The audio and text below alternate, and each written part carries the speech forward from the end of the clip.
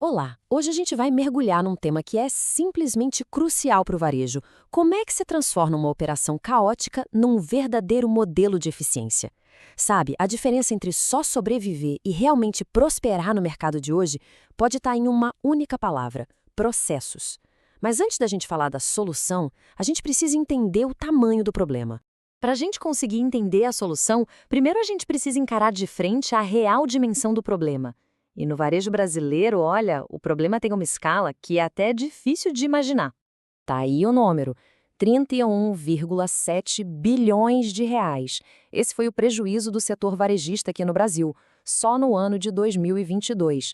É um valor que faz qualquer gestor parar tudo e pensar, e se perguntar, afinal, para onde foi todo esse dinheiro? E a pergunta que vale bilhões é exatamente essa. Como é que um valor tão impressionante assim simplesmente some? A resposta, na verdade, não está num lugar só, mas numa série de falhas operacionais. As perdas vêm de tudo lando. Furtos, claro, tanto externos quanto internos, mas também de erros de inventário, falhas administrativas, produtos que estragam ou que perdem a validade na prateleira. Cada item dessa lista, na verdade, não é a doença em si, mas um sintoma de um problema muito mais fundo, lá na estrutura da operação.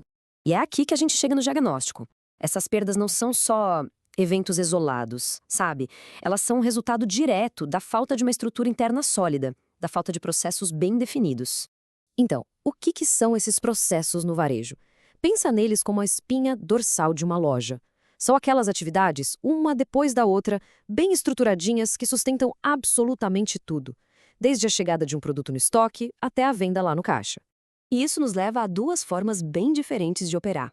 De um lado, tem um jeito de trabalhar com tarefas aleatórias, uma abordagem que só reage aos problemas, é inconsistente e, claro, gera um desperdício enorme.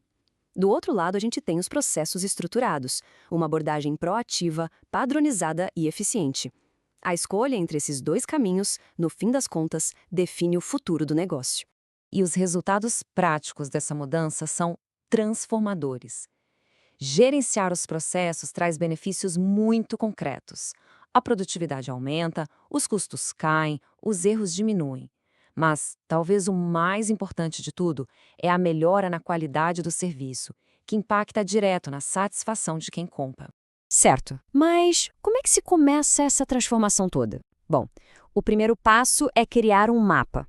É preciso entender direitinho como as coisas funcionam hoje para a gente poder melhorar elas amanhã. Esse mapeamento segue uma lógica bem clara e, olha, precisa ser colaborativo. Primeiro, se define o que vai ser mapeado, focando no que tem mais impacto. Depois, a informação é coletada com quem realmente faz o trabalho no dia a dia, as equipes.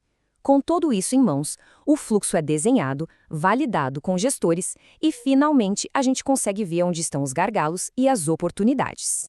Esse mapeamento inicial gera o que o pessoal da área chama de modelo as-is, que nada mais é do que o como está. É um retrato fiel e muitas vezes bem chocante da realidade atual da operação. É um verdadeiro mapa do caos organizado.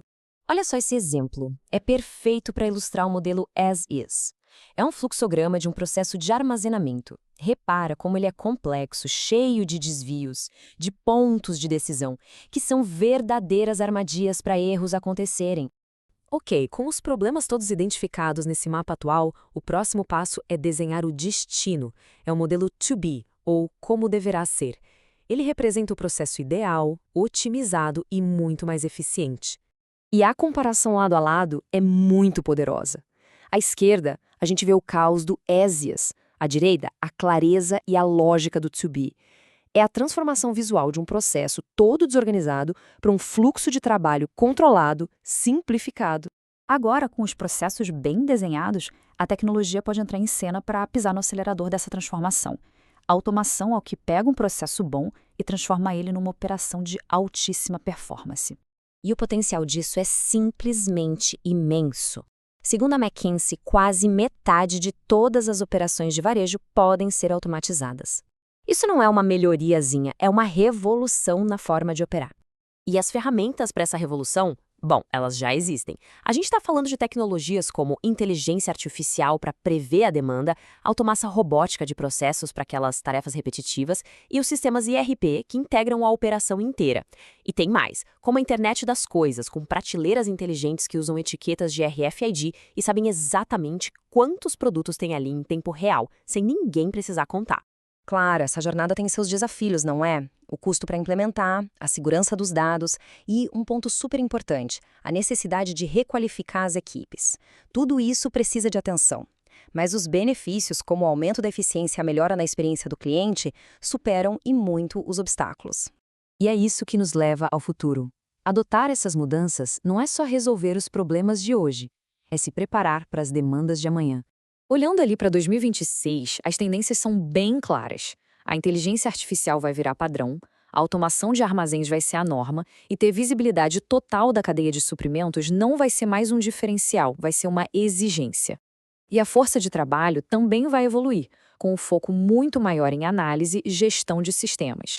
No fundo, a transformação fundamental é essa: é sair de uma gestão que só apaga incêndio, que é reativa, para uma gestão estratégica, que de fato pilota o crescimento do negócio. No final das contas, o resultado é um ciclo virtuoso. A redução de perdas aumenta a rentabilidade. O aumento da eficiência gera agilidade. A consistência no serviço deixa o cliente satisfeito. E tudo isso junto constrói uma vantagem competitiva que é sólida e duradoura. E para fechar, fica uma reflexão. Diante de tudo isso, a questão que fica é: uma operação de varejo hoje está sendo construída para o futuro ou continua presa a processos do passado? A resposta a essa pergunta, com certeza, vai definir quem serão os vencedores e os perdedores no mercado de amanhã.